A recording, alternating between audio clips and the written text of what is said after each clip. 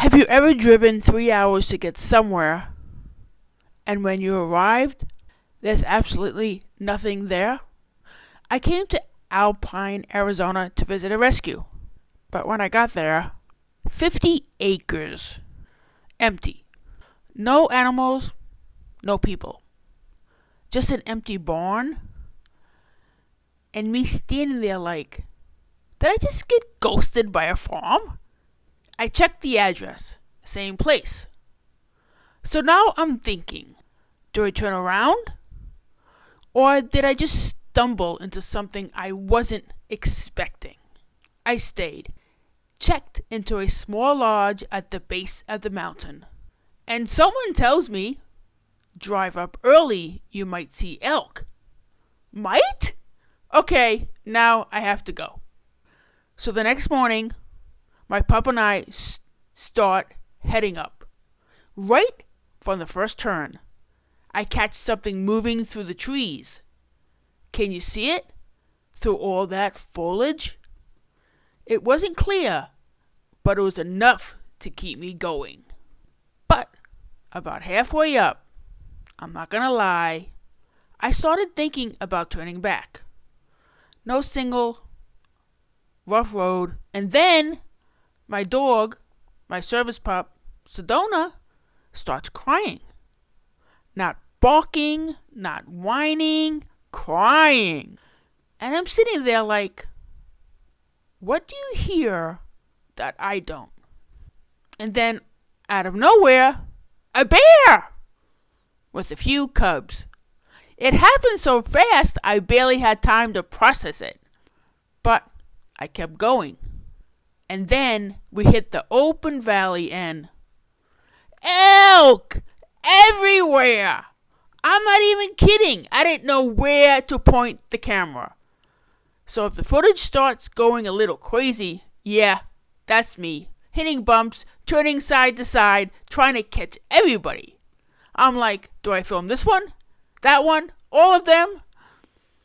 I'd never been so excited and so unprepared at the same time. So yeah, I came out here for a rescue, ended up in the middle of something completely different. And if the footage feels chaotic, that's because it was.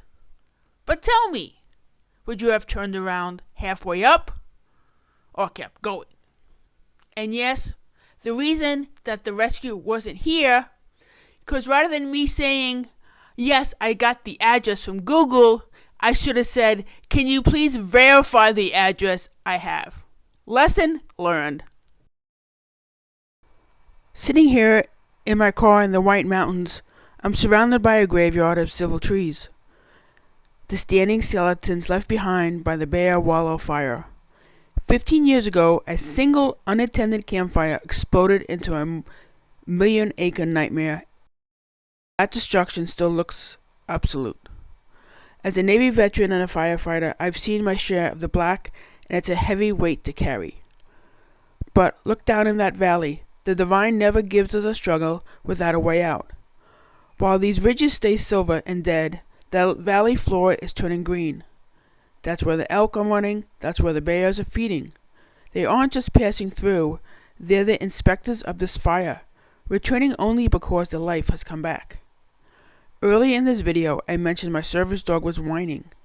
As a veteran, I've learned to trust that partner. He senses what I can't see. Out here in the shadows of these silver ghosts, maybe the Mongolian monster is watching, waiting for the forest to fully return. My dog felt that ancient presence before I ever saw a track. We see the same cycle and the same tragedy right now with the flames previously in California, the fires currently roaming through Georgia, and the 19 hotshots we lost in Yarnell. It reminds us that we can never forget the cost of a single spark. To truly understand why that green valley is a miracle, you have to see the heart of the waste. In my next video, I'm taking you deeper into the silver ghosts. I'm staying behind the glass of my front window to show you the side of the fire that didn't get a valley. The pure destruction that was so heavy, I didn't even get out of my car. Stay vigilant, watch your six, and I'll see you in the burn zone. Thank you for sharing space with Voices of American Rescue. Until next time, toodaloo!